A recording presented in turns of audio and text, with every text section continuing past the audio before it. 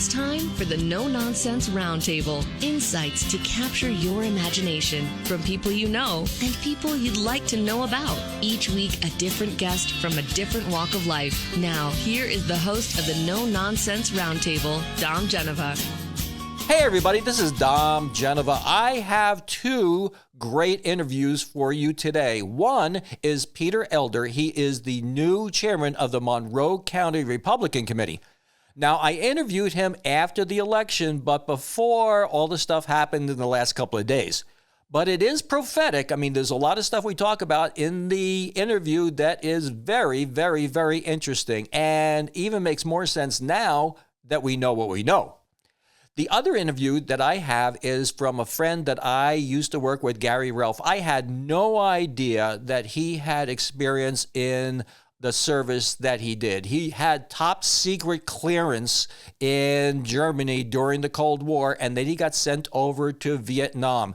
There are two interviews here. They ran a little bit long, so if you want to see or hear the rest of it, you can go to nononsenseroundtable.com. But I think you will be really pleased with this, and I hope you are. So let's get going. The first one we're going to have, is Peter. Well, my guest this week is, my main guest is a gentleman by the name of Peter Elder. And Peter Elder is best known as the newly elected or appointed. How do you get to be the head of the Republican Party in Monroe County? Is it a committee thing or what is it? It's a committee election. It occurred in September. Okay. And this is right after the election. This is, we're recording this on the 8th, so there's a lot of stuff between there and here to talk about. But welcome to my studio. Thank you for having me. And this is Monroe County we're in, which is great. Yes, it is. Yeah. Now, the question I'd like to ask everybody is, and this is, I don't know what your job is because you don't get, this isn't a whole career thing being head of the party. No. But what did you want to do when you were young, 10, 12 years old? 10 or 12, I was probably in my architect phase. I thought that the coolest thing ever would be able to build buildings and to be able to have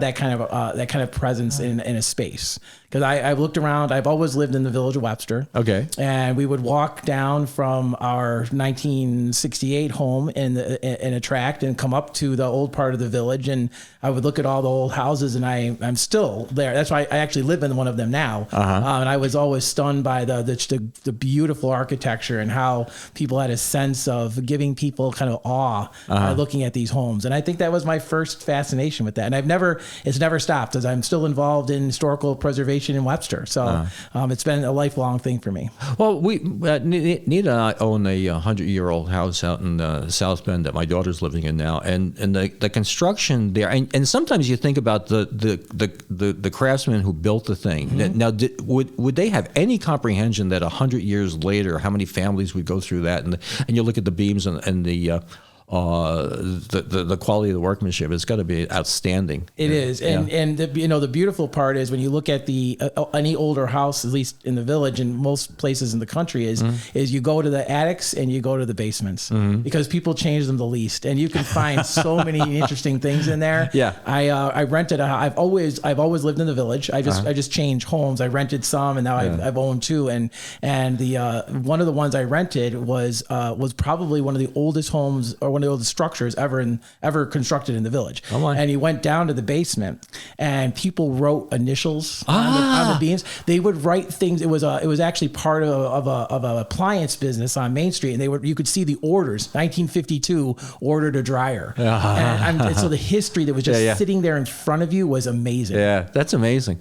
Did you pursue that career in life, or? I did not. I think I got distracted.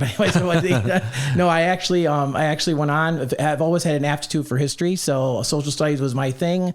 English was my thing, so I went on to college, graduated from SUNY Brockport, and then at the same time I was getting involved in politics in the village. Had a friend come. There was an issue on a street nearby. Went to my first Republican caucus when I was 19 years old. They talked about young people being involved. I'm one of those. And from there, got involved in the local committee. By the time I was 23, I had been elected as the Republican town leader in Webster, and I still am. So it's about, 34 years So Okay. I've been involved in that capacity. So have you ever run for office yourself? I did. I foolishly ran when I was 23, and I say foolishly because everybody came up to me and said, "You're so young. You're never going to win this race." I said, "Yes, I will." And of course, I didn't. And I remember on election night, I will never forget this. A lady down on, I think she lived on Baker Street, came up to me, patted me on the head, and said, "Don't worry, you have plenty of time." And I'm thinking to myself, that didn't make me feel at all better. Well, it's really funny because my mother said the same thing to me. I graduated college. My girlfriend left me. I don't have any friends. I don't have a job. I'm at home and I'm really depressed. And my mother goes, "You have your whole life ahead of you." I go, "I'm 21. I don't have my whole life." It's like my poor mom. She's like, "You idiot." There's no perspective because you don't know what the whole life is the problem, right? Well, I think that's how Mandami got elected. Quite frankly. Right. Exactly. So let's talk about this is a safe space that I have for people to come on this show. I'm not a Republican. I'm not a Democrat. I lean very conservative on some issues like abortion and first responders and law and order and things like that. But let's talk a little bit about what you see now as your role and the role of the Republican Party and why it makes a difference from the other party. Yeah, well, I think the Republican Party has always been the steadfast party of lowering costs for our residents by championing controlled spending and lower taxes. That's never changed. That is a consistent thing. I think that's one of the things that binds Republican people together is that we just feel that the government should take the least from people to fund the services that are most necessary. And when I go around the county and I talk to people, and I've done that now for many years, that's an undeniable binding that we have between us. I think the other thing is our concentration on law and order. We all believe that a safe community equals a prosperous community. So if you want to give people opportunities, the first thing you give them is safety. And then you will have those two things so you end up having trying to lower the cost of living and then also making sure that they can prosper at the same time because of safety. Then I think communities can thrive. Those are really the basic things the government can deliver to people. Well, I mean, in all honesty, you had a couple of losses on Tuesday. Let's go into a little bit of Monday morning quarterbacking about that. Yeah, we certainly had a wave that came across the country. It's a president in office. A lot of times people vote against them, but that's not the whole story. I've worked for 29 years at the Board of Elections. That's where my job is. I'm also the Republican commissioner there, and I've analyzed numbers for years, and I will tell you. A story on election night was Republicans stayed home. And the disappointment I had was I'm obviously disappointed with the loss, but I'll be honest with you, I've seen many losses in campaigns, many wins. You just pick yourself up and you move on. But what really disappointed me was that we didn't carry a message to our voters to drive them out to vote. And if they had done that, if Republicans had come out to vote, you would have had a very, very different result on Tuesday night.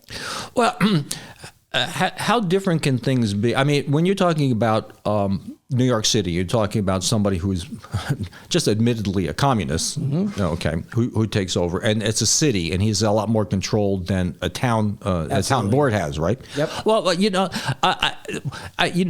might be a really good question to ask you. Can you explain to people the difference between a city and a town? I lived in Glen Cove, down on Long Island, and it was a city because back when it was established years ago, you had a lot of very, very rich people there. You had the Gettys and the Morgans and stuff, and it was a lot easier to control a city with a mayor than a town and a town council. So explain that to me. What's the difference? I think that the modern cities are maybe easier because very often the one party is in control of that city. But I would say that they're not necessarily designed that way. So the town supervisor is part of it. One of 5 members of a town board. They just have one vote. Anything they have to do, they still got to cobble together a majority. So they're not not necessarily a unified thing. Right. it's not an executive that has different, that's divorced from the legislature. Like they're together in the town and in a village. But in cities, you have mayors that are kind of like a county executive. They're not on the legislature. So actually, if we had more diverse representation in those cities, and there were, say, Republicans and Democrats, which happens in some places in the state, you would have, I think, a different dynamic. We're very used to cities having one party government, but if you had a mayor that was one party and the majority of the city was the other party, which has happened in places like Canandaigua, I think you would find a different dynamic in how people look at cities. I think it would be actually more difficult because of that. Think about what happens when you have one party as a county executive and one party has a majority in the legislature. There is a significant amount of compromising that has to go on to get any policies to go through. Well, I think I think there are issues sometimes that are relevant to the election, and there's some issues that are not relevant to the election, but people vote on those things anyway. I remember back in the day of Laurent Singletary. Laurent Singletary became a very good friend of Nita and I. And the whole deal with him back then is Joe Morelli's trying to paint him as a complete anti-abortionist. I mean, like illegalize any abortion at all, no matter what. And that wasn't necessarily what Laurent's position was, but more importantly, that didn't have anything to do really with the congressional race. Because, I mean, one person out of, was it 535 people? I mean, it doesn't make any difference the way he feels about it, but he was painted with that brush. Absolutely. Yeah, it is very much politics is a lot of framing. It's a lot of marketing. And what you have there is they're trying to frame your opponent. And most of the time in politics, you have to get out in front and try to frame your opponent a certain way before they frame you. And it's really a competition on that, who does that first mailing or that first commercial to get that in front of the voters. It's people are complex, but politics has to be boiled down to something simple. Right. And what you just talked about is exactly that issue. You had to, trying to paint somebody it's one way, then you have to try to undo that. It's easier to try to get ahead of that and say, no, this is my position on something. And that's why people say, well, think about what people say most when they talk to you about politicians. What do they stand for? Right. Well, and one of the things is that it's not just what they do and what they say. It's the perception of some ancillary issues. I sort of say it like this. I got into a really big discussion with somebody who is involved with a music organization here in Rochester, and the question was, well, how was the show? And it's like, well, the microphones didn't work. Well, but everything else was great, but the microphones didn't work, okay? It's sort of like, okay, I was a car dealer for all these years. I could do a really, really great job fixing your transmission, but if there's grease on the steering wheel and grease on your door and grease on your seats, I'm not bringing my car back. I don't care how good you were. So some of this is an atmosphere, I call it an aroma or something that may offend you, and you're making that decision no matter what. So an organization, a politician can do something that's really, really great, but the feeling that you have for that person is different. Now, one of the things, and I'll say this to you because I say this all the time, between George Bush and Al Gore, you'd rather have a beer with George Bush. He wasn't an uppity sort of, I'm in your face, I know I invented the internet, I'm smarter than you sort of guy. So you're voting for that guy, even though maybe Al Gore might have been a better president. I don't know. Right, you're absolutely correct. It's the impressions that you get. It's how they keep saying that you never get a second chance to make a first impression. Oh yeah. That's exactly what you're talking about there. It's not just issues. It's about how people relate to you. Right. But that's true with life. Politics is a reflection of everyone's daily life. Yeah.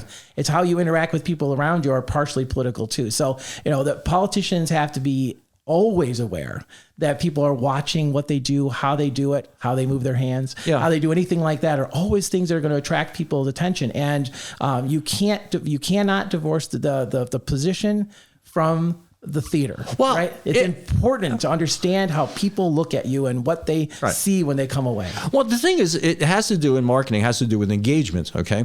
So what I see right now, I see everything is shutting down and everybody's all, verklempt, Yiddish. I love Yiddish words, verklempt, about the airports and this and that and the other thing. And people are going, it's the Republicans. No, it's the Democrats. Oh, it's the Republicans. Oh, it's the Democrats.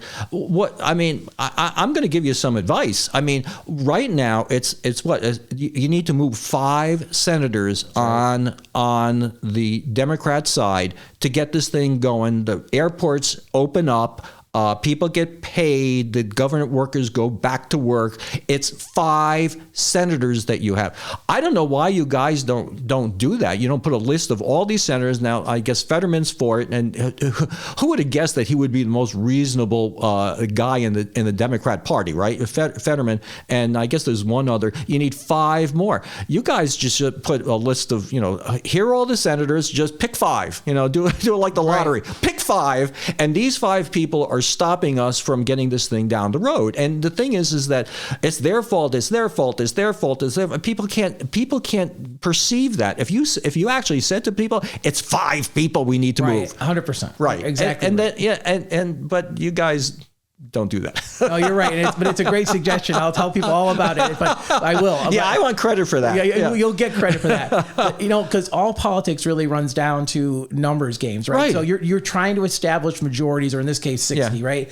Which is kind of a super majority. But there's so I served 8 years on the village board and 3 years as mayor of the village of Webster. And even though we were all one party, I was always going to my board and asking their opinions, because I knew that anything that needed to get done had to have 3 people. Yeah. Right. So so your thing is, it's always a matter, and that's what democracy is about, right? That's the essence of it. Is we need people to coalesce and to have some amount of consensus on getting things done. If I lost 1 vote, that was fine. I even said to somebody one time, I understand. You have to understand. We're probably going to vote it anyways. We're going to be friends afterwards. But the essence of democracy is find your majority. Well, I had something that happened in a really good way, very astonishing. So I was going for zoning approval for my dealership in Avon, and I had so many votes for me and so many votes against me, and I was going to have the meeting was coming up, and one of the guys that was for me didn't show up. And so one of the guys that was against me changed his vote to yes, because he said, if the other guy showed up, you would have gotten this. That is an incredible sacrifice of what you feel for the common good and what everybody in the town, or the town would have wanted. And I think that's what we're missing with this thing. I mean, the days of Ronald Reagan getting together with Tip O'Neill and getting drunk together, I mean, that's kind of gone. Yeah. And the other thing about Ronald Reagan, Ronald Reagan's like my idol, because he would skewer you with humor, and he would never, I will never let the youth and unexperience of my opponent be a political hammer or whatever he said. It's just brilliant stuff. It was. I mean, and you just love the guy. And you think about like Richard Nixon. You think about the stuff where we are horrified with Richard Nixon. That's like child's play now, right? Absolutely. I think politics has always been difficult. I mean, if you go back to like really far back, like Jacksonian times, they ravaged. They ravaged each other. There were political cartoons that actually attacked his wife. Right. So I mean, it's always been a difficult profession. It's one of those, you can't stand the heat, get out of the kitchen, right? Yeah. And this is the same thing's happening. It's really never changed. I mean, people always feel like the time they're in is the worst time for some reason. Oh yeah. I always look at it as we're probably in the best time, because I look back in history and say, wow, look at all the things that those people had to live with. We've inherited them because of the system that we have, but there's so many things that we're so much more prosperous and better off than they were before us. Well, there's this thing I talk about all the time. I was actually the last show. I hate to keep on bringing it up, but there's something called Maslow's hierarchy of needs. So the first thing that you need is you need water and food and shelter and whatever, and then it goes up to the point where you can become self-actualized and you're a member of a group and you become everything you can be. But the thing is, as we as a as a society get more affluent and we have less things to worry about, then the things that we do worry about are less consequential. Mm-hmm. That's probably true. And if anybody, I've had the privilege of being able to travel all over the world. My wife and I do that like every other year now. And when I came out of high school, I backpacked alone all through Europe a couple times, and in different places like Brazil. And the what always brought back with me was how fortunate I was to be an American. Yeah. Because we don't have to deal with the kind of housing shacks that crawl up a mountain in near Mexico City. Those people, I feel so bad that people live like that. But that's the way a lot of the world lives. Yeah. I don't think we appreciate the blessings that we have here, because it is just so much better than a lot of other places that you see in the world. Have you read Original Sin by any chance? No. No, that's the book about Jake Tapper wrote about Biden. Oh no! You would be fascinated with that. I would recommend it to anybody, because I guess a lot of this stuff way back when had been hidden for all these years, and it's really, I mean, he documents it really, really well, and when it took Biden to get on TV and say we finally beat Medicare, for people to go, it's like Weekend at Bernie's or something, right? That's correct. It was one of those defining moments of the Trump campaign. I know a lot of us in politics, I remember getting together with people locally, and we're like, oh wow, that's very unusual for a presidential debate to occur to that early. We're not sure if that's a great idea. It turned out to be one of the most strategically clever ideas I've ever seen to be, because Trump got him out there and was able to do a direct contrast between the two of them, and it was early, so it was important. So, yeah. Well, I think a lot of people that, let me get back to a little historical thing. Is that when it was Truman and Dewey. Okay, so Dewey was supposed to be the candidate, Republican candidate, and he was going to win no matter what. And as a matter of fact, that's what that picture is when you see Dewey wins. That was in the paper the day after the election back. I don't know if it was 1948 or what it was. I think that's right. And the thing that President Truman did is he went on a whistle tour. And he got in the back of this train, and he would go from town to town and give these talks to the people. He went to the people, which is exactly what Trump did. I mean, Trump had these rallies, and you felt like you had a personal connection with him. And he was more. He had. Well, being so involved in entertainment as he was, we were talking about this before. He has this natural ability to communicate with people that agree with him, and to become to love him because he's right down at their level. Correct. Rather than sitting in his basement, like Biden was. Correct. I do think, because there's a component to every politician that is about that entertainment part, about how people look at you. I think we were talking about my favorite analogy is how I think Trump operates is he calls attention to himself through something outrageous that he's talking about. He's like a ringmaster at an old-fashioned circus, right? He calls attention to you, so you pay attention to that, but at the same time, in another ring where it's all dark, there's other things going on. Oh yeah, you're not watching that because you're watching him, and because of the thing he just said. So I know people. I've had feedback to people say, I can't believe he says things like that. But I say, yeah, but you're not thinking about it strategically, right? Because what's he doing while he's saying those things? Yeah. That's what you need to think about. Well, the thing is that I think there are people who like what he's doing, but they won't admit it. I think you have closet Trump people. I mean, I think it happened with the election. It's like no, they're doing it, but they won't admit it. It's like looking at stuff online. Oh no, I don't look at that stuff. Yes, you do. Right. But you're not admitting it that you're doing that. You want to call it people. I guess it's Nixon said the silent majority. But the thing that I'm really fascinated with now is these protests of like no kings. Okay. Like what are you going to do? I mean, okay, what's the end run? There's an election next year for Congress, okay?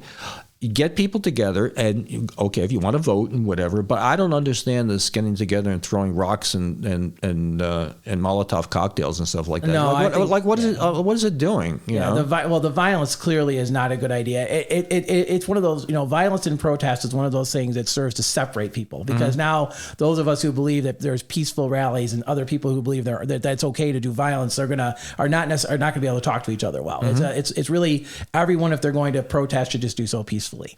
I do think, though, I'm going to tip my hat to the Democrats a little on this one, if you give me a second, because I think rallying their people a couple weeks before this election was actually a fairly smart idea, and I think it's something the Republicans should replicate as well. We may do that, and because it is because I think what it does is it generates excitement in your base, right? And when you have a low turnout election like this last one was, which was probably a record low turnout for this fourth cycle election on these 4 years. It was a very important part of it. Democrats turned out all over this county. Well, the thing is that again, you go back to Ronald Reagan. You're better off now than you were 4 years ago.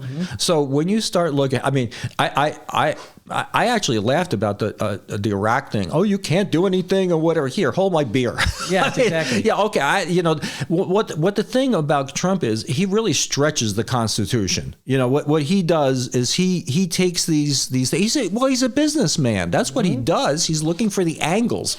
So he's looking for the angles. But I think in some ways it comes with a little bit of distaste by some people that go, yeah, like my analogy about the grease on the seats of your car. Yeah, I know you fixed my car, okay, but you got grease on the seats, right? Okay, yep. And that kind of frames it sometimes, I think. But you look at he's blowing up these drug boats in international waters off the Venezuelan coast. Yes, they know who these people are. Oh, they're just random people. Yeah, they're 300 miles from the coast. There's people people scuba diving and looking for barracuda or something. No, they're not. Well, the other thing that's important to note there is that it's international waters. So there's no particular. I mean, if I were those people in those boats, I might not be in international waters anymore. But I think I think that's a big part of it, right? But here's the thing: all presidents, I think, have tried in some way or another to the angle on expanding their power. So, I mean, Lincoln, who is a beloved president, probably the best president we've ever had, maybe George Washington. It's hard to tell which is 1 and 2, but he was criticized by suspending habeas corpus in the middle of a war. Right.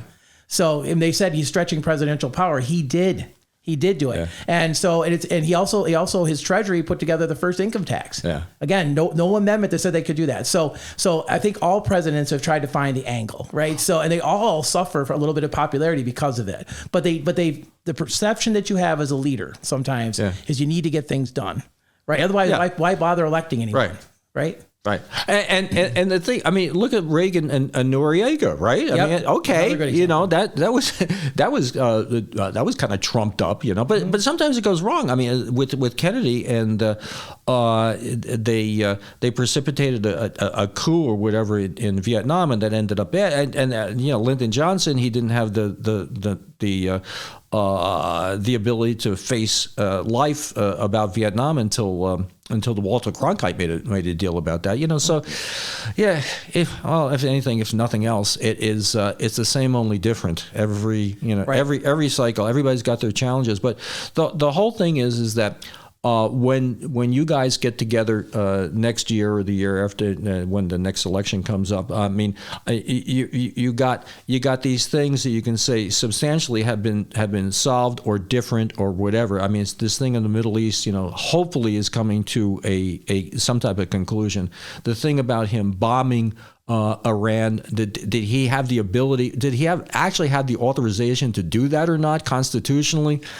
I don't know, but you know what? Is it better that he did that than not do that? Yeah. Well, I mean, people said the same thing about Reagan when he bombed Libya, because Libya was connected to bombing one of our airplanes that killed hundreds of American citizens, right? So does the president have the authority to do that? I would say the president has the authority until people tell him he doesn't have it. That's right, until somebody stops him. Well, which is one of the problems right now, is because you have these federal judges You get the federal judge, and then you have the appellate judge, and then from the appellate judge court, then it goes to the Supreme Court. It looks like everybody who's ever been appointed in the United States as a judge has a certain political bias. It seems like a lot of them do, and they're trying to put the kibosh on things that are being done nationally, and it's just a problem. Everything's got to go to the Supreme Court. Yep, everything's got to go to the Supreme Court. And in some ways, it's not bad to have it's good that there's a final jurisdiction to be able to tell you what's right, what is the thing that what does the Constitution really say? That's what the Supreme Court's trying to tell you. So, these checks and balances are critical. It's what makes the American system so sort of interesting versus other ones, where you see even parliamentary systems in France or in England who don't have these same things. We have a really strong democracy because of the way the founding fathers put it together. They were just exceptional in understanding human nature. Right. So. Well, it's very interesting because my guest last week on the show was a fellow that we know very well, is Francis Davis, and he as a professor, he teaches at Oxford and Cambridge, and one of the things he did is that he was an advisor to Parliament. And he says their system. He says I say, well, you have people come in with they get elected and they bring their own staff and whatever. He goes, no, that doesn't work that way here. The people are here forever. I mean, so the same people are working in ostensibly the good of the country, but they don't have any political affiliation one way or the other. So you can't get rid of somebody that is not agreeing with your policies and procedures, so stuff like that. So a lot of this stuff they talk about like a deep state. It's not really a deep state. It's just the way a bureaucracy works. Absolutely. Bureaucracy works that punishes. And working for Chrysler was like a bureaucracy. Any big company is like a bureaucracy. Is that you get punished more for innovation that fails than something that succeeds. That's why Elon Musk is very successful in what he does, because he doesn't have the bureaucracy. He can do whatever he wants.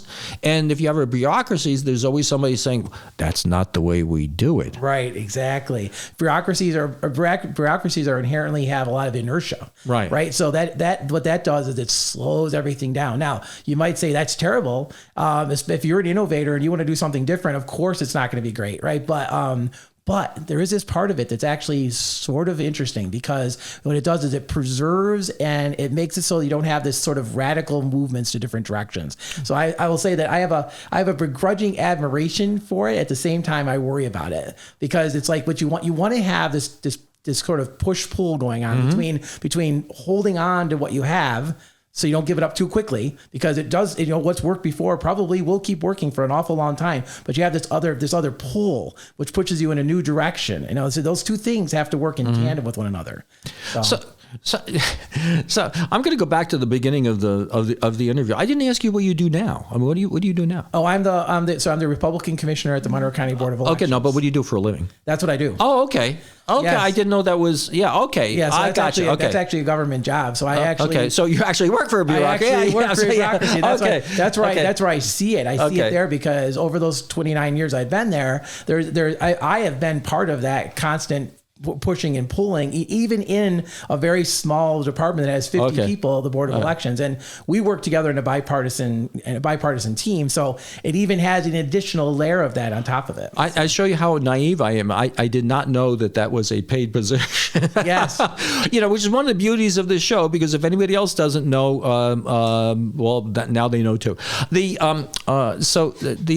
new voting machines, these fakakta, there's word voting machines with the thing, and it shows you over there, and the thing.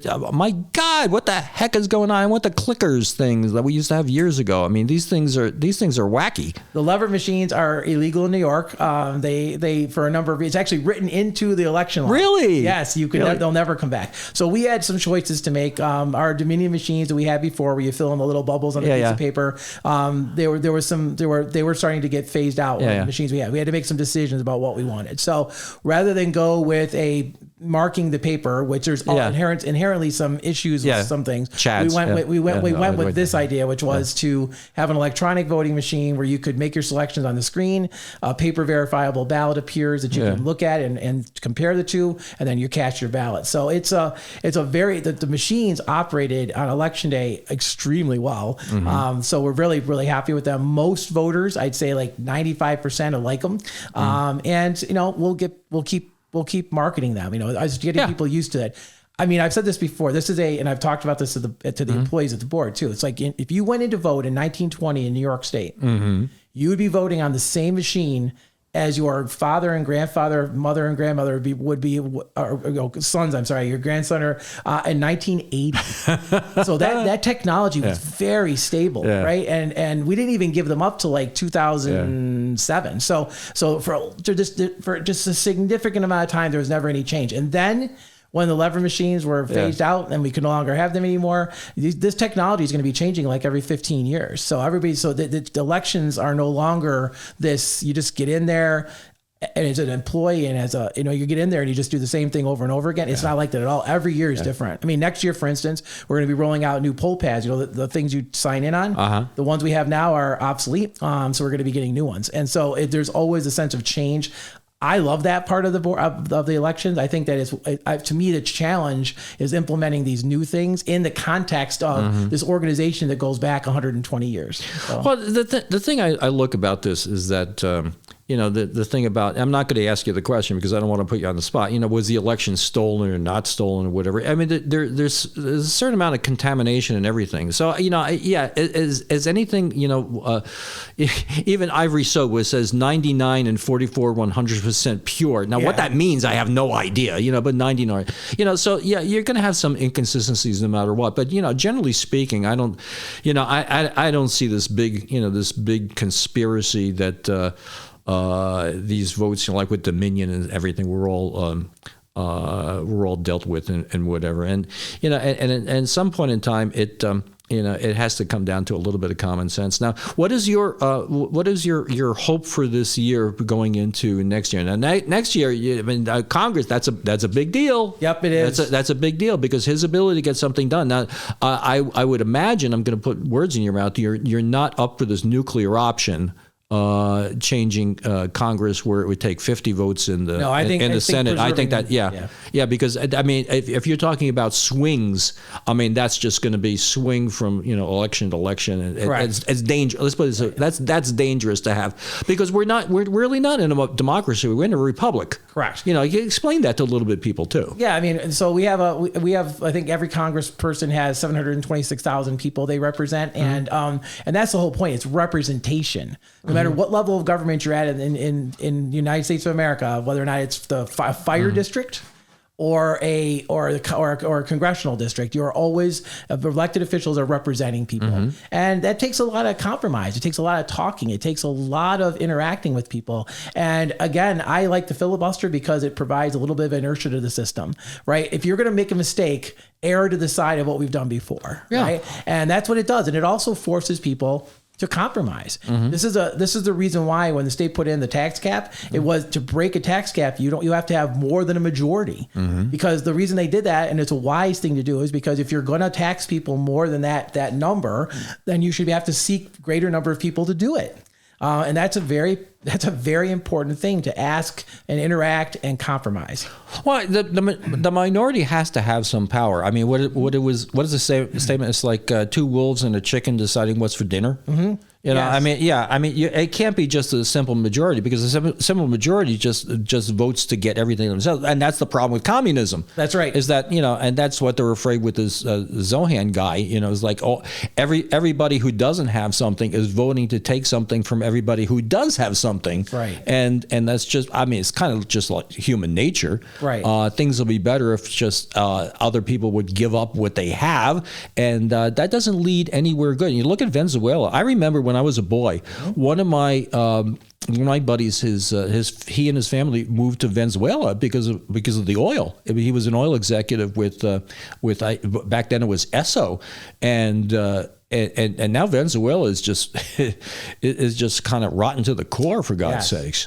Yeah, it's a great example actually, where you have to be careful about who you elect and the institutions that are around them. So I think Americans, I know we talk about ourselves being really divided, but if you go back in our history, there have been times we've been even more divided, right? Yeah. So what the real key is to all have the beliefs in the institutions that protect democracy, because then we'll protect them ourselves. Right. Right. We'll do that. I mean, my neighbors who are Democrats in the village, they agree with me about these things. We agree that we need to protect these institutions to preserve democracy. We may not agree on issues, but we agree on the structure, and that's the key. In other countries in the world, they don't even agree on that. Yeah. So what's the number one thing you're going to concentrate on now that the election is over and you're preparing for next year? The number one thing right now is to rebuild and retool the party and organization. Okay. But I will say that at the same time, this job isn't one thing. You can't just do one thing without doing the other things. It's going to also be to aggressively find candidates for next year. We have a congressional race. We have Senate races. We have assembly races. Every town supervisor that's a 2-year term will be up next year as well, because there's been changes in the state election law.